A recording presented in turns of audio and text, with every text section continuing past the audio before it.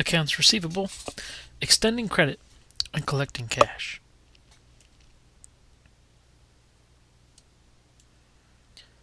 Now, we've discussed that merchandising businesses purchase items of inventory from vendors or suppliers, and then they turn around and they try to sell those inventory items to customers for more money.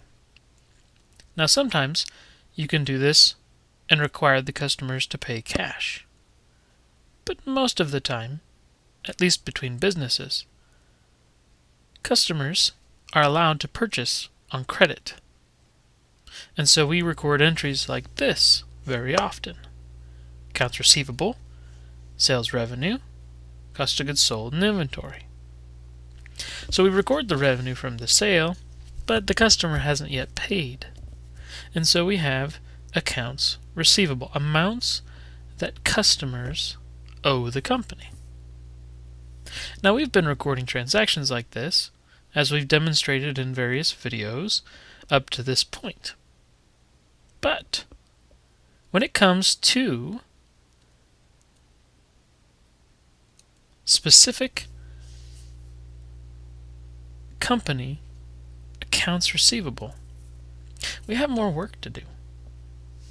So, for our example here, Carl's Canoes, he's got 6 customers. And he has, at the end of January, $1,300 in accounts receivable. That $1,300 in accounts receivable on his balance sheet is made up of all of the amounts that his customers owe him, which are usually found in what is called a subsidiary ledger. Now, we're not going to spend a bunch of time talking about subsidiary ledgers, but we need to understand a little bit about how this works. So, in his subsidiary ledger, he has a list of customers and what they owe him. Bruce Wayne, Scott Summers, Remy LeBeau, Matt Murdock, Daniel Rand, Stephen Strange. They all owe him money. And so, we have some work to do. The expense recognition or matching principle says that we record expenses when they are incurred. And so FASB says we've got a little bit of work to do here. Now, I want to take a couple of minutes to look at what FASB actually says. And then we'll try to decipher that and put it into practice. The FASB says in the Accounting Standards Codification that the conditions under which receivables exist usually involve some degree of uncertainty about their collectability, in which case a contingency exists. What is a contingency? An existing condition, situation, or set of circumstances involving uncertainty as to possible gain or loss to an enterprise that will ultimately be resolved when one or more future events occur or fail to occur. Now, with accounts receivable, the uncertainty that we're talking about here is whether or not the customers are actually going to pay us if we allow them to purchase items from our inventory on credit.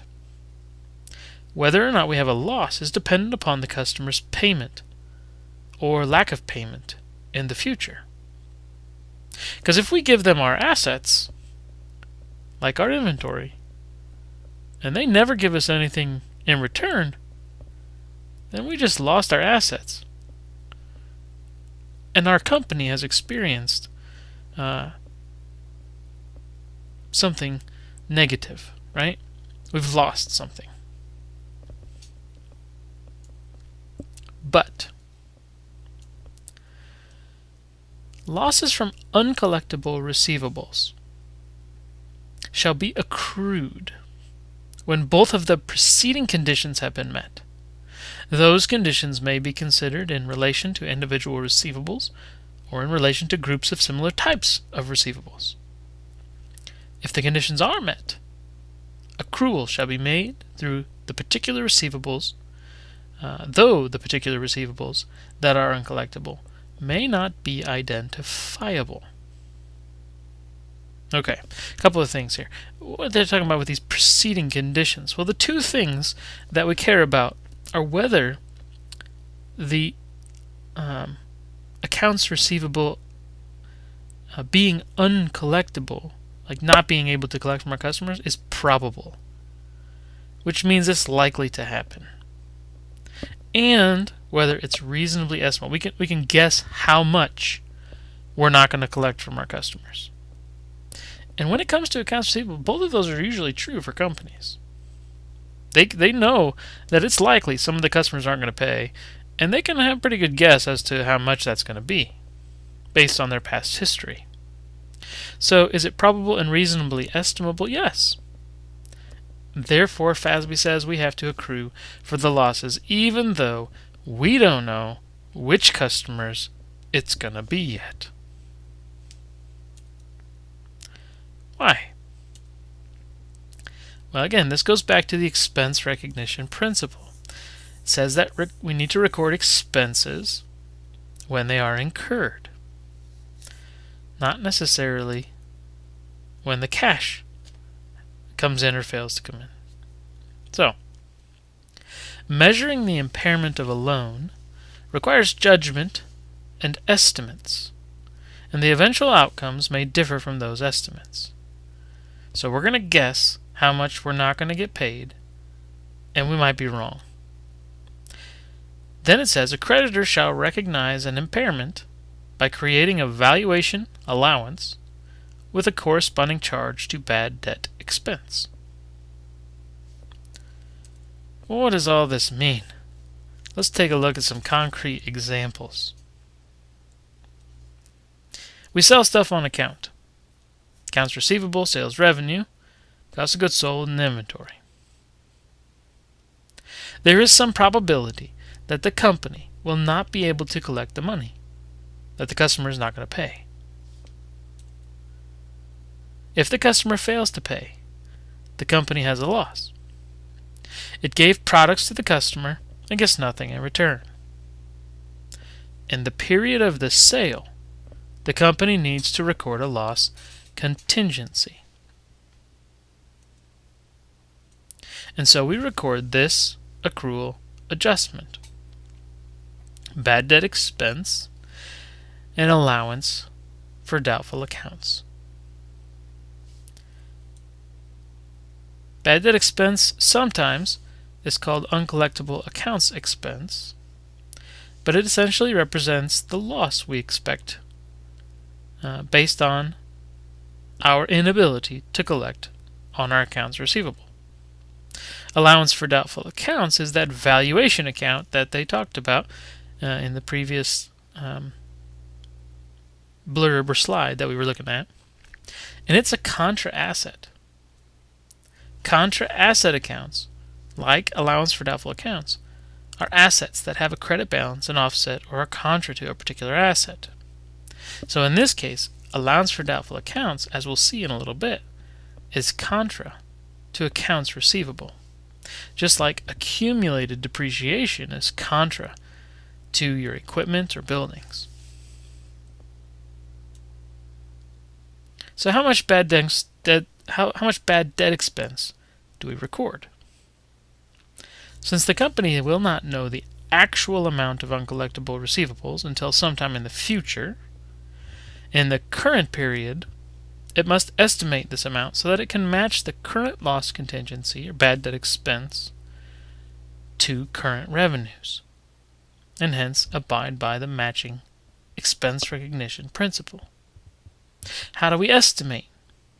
Well, there are generally two ways that we can do this.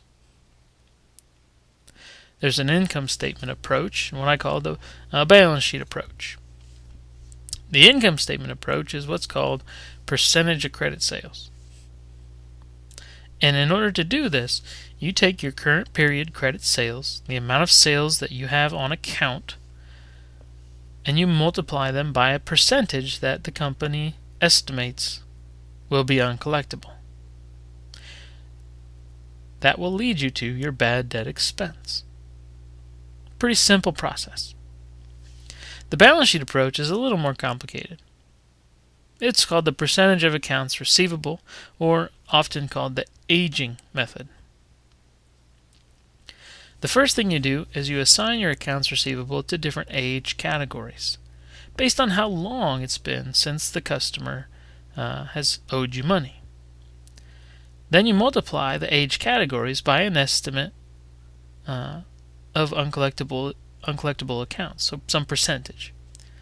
And then you sum all the category estimates to find out what you need in your allowance for doubtful accounts. So let's walk through an example of both of these.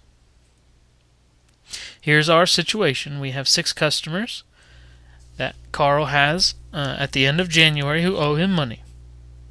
During the month of January, Carl had credit sales of $800. So we're making up some numbers just to go through this as an illustration. Okay, so he's supposedly had $800 of credit sales, and he has 6 customers that owe him money. If we were using the percentage of credit sales method, Carl believes, based on his past experience, that 1% of his credit sales will be uncollectible. He doesn't know which of his 6 customers will fail to pay him, but he has historical accounting records that show that around 1% typically goes uncollected. So he would take his $800 in credit sales for the month of January. He would multiply that times 1% estimated uncollectible amount, and he would find that he needs to record bad debt expense of $8. So in his journal, he would record an adjustment that looks like this on January 31st. Bad debt expense of $8, allowance for doubtful accounts, $8. And that's it. Pretty simple, straightforward method. The balance sheet approach, on the other hand, is a little bit more work, but I think it provides a more accurate picture of our receivables in the end. So, first thing we're going to do, look at our list of accounts receivable. We need to know which customers owe us money. So here we have our 6 customers. We have Batman and Iron Fist and Daredevil and Gambit, Doctor Strange, and Captain America that owe us money. Okay, and so the total amount we're owed is $1,300. The next thing we have to do is figure out how long these customers have owed us this money. So companies come up with different age categories or buckets, however you want to think about them. And so those customers who owe money 0 to 30 days, okay, they have purchased stuff from us and owe us money within the last 30 days. We have 3 of them.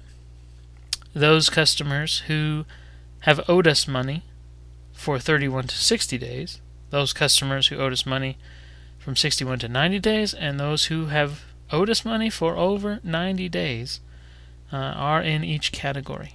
So we have to know how long they've owed us money.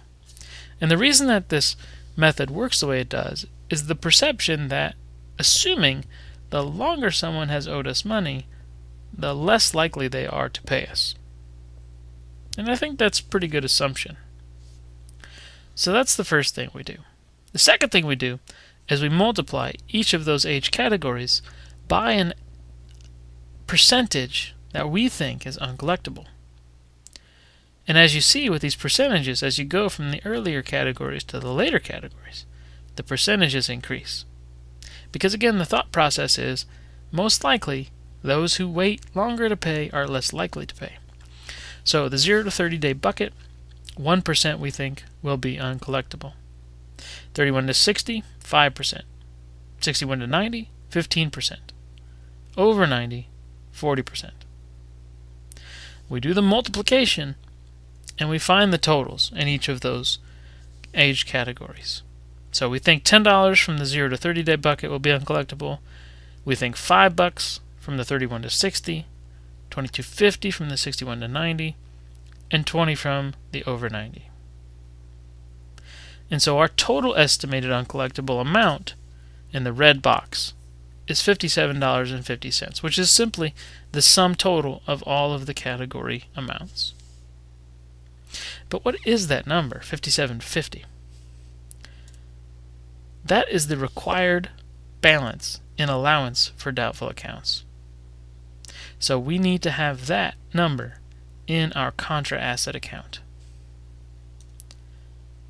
Before we can do any entries, we have to know what the current allowance balance is. Because if there's money already in there, then we have some work to do. So, what if the current allowance for doubtful accounts balance is $4 on the credit side? What do I do for my journal entry? Well, I need the balance to be $57.50 according to my aging schedule. And so my journal entry would be for this, $53.50. Bad debt expense, allowance for doubtful accounts. When I post that into my T account, in place of the question mark, then my balance would be $57.50. But what if my balance in allowance for doubtful accounts was a debit balance of $4? What would I need to do then? I still need to get that credit balance of $57.50. And so I would have to make a journal entry for $61.50. $61.50, bad debt expense, allowance for doubtful accounts.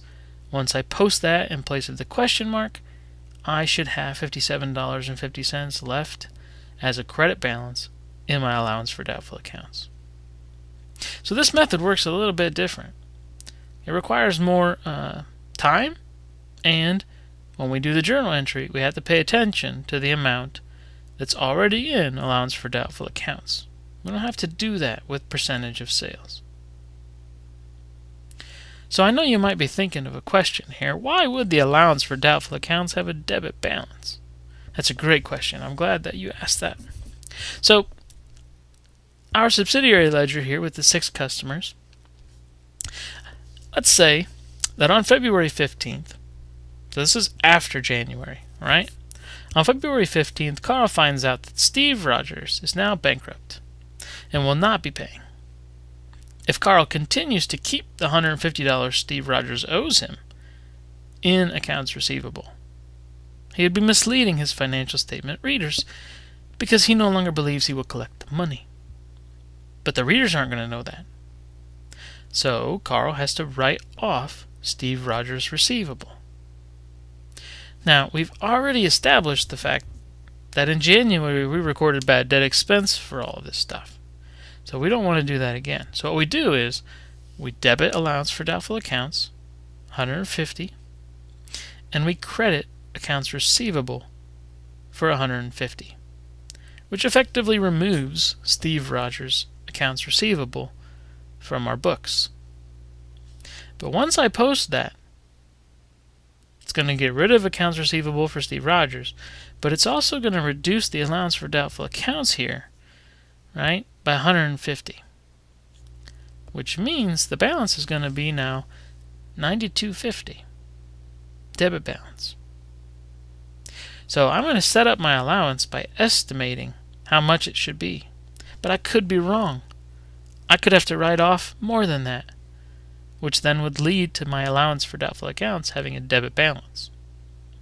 Now, when I go to estimate at the end of February, I got to figure out how to get it back over to the credit side. So it's a continuous cycle. Why would allowance for doubtful accounts have a credit balance? Well, let's say that on February 15th, Carl finds out that instead of Steve Rogers, it's Stephen Strange that's now bankrupt, is not going to be able to pay. So if Carl continues to keep the $50 that Stephen Strange owes him in accounts receivable, he would be misleading his financial statement readers. And again, he doesn't believe he's going to collect this money, so he has to write off Stephen Strange's receivable. In order to do that, he would have to debit allowance for doubtful accounts of $50 and credit the accounts receivable for $50. So that removes Stephen Strange's receivable from the books, and it reduces the allowance account by $50, which leaves it with a credit balance of $7.50. So again, we have to estimate how much we think will not be collected. And that's what this allowance for doubtful accounts represents. But again, since we're estimating, we might be wrong. And so our balance and allowance for doubtful accounts, after we do all of our write-offs of those accounts we believe are uncollectible, specifically, that leaves us with a balance and allowance for doubtful accounts that could be a credit or it could be a debit, depending on whether we estimated too much or estimated not enough. So, by the end, right, let's go back to January now. I have created an estimate of allowance for doubtful accounts, and so on my balance sheet, I have accounts receivable of $1,300, my 6 customers that owe me money. I have an allowance for doubtful accounts, a contra account that's subtracted less, right? $57.50, that's the amount I think will not be collected. And so my accounts receivable net of that allowance is $1,242.50. And that is what's called my net realizable value, the amount that the company actually believes it will collect from the customers. On the income statement, I have bad debt expense now. That's going to be one of my operating expenses on a monthly or a quarterly, definitely an annual basis. So extending credit. Companies can choose to extend credit to their customers and allow them to buy merchandise and pay for it later. The risk the companies run in doing this is that customers may not pay. Since it is probable that some customers may not pay and companies are able to reasonably estimate their losses, FASB requires that companies record these loss contingencies in order to abide by the expense recognition principle. Estimation methods. Companies can estimate the amount of uncollectible receivables by using percentage of credit sales method or the percentage of accounts receivable aging method.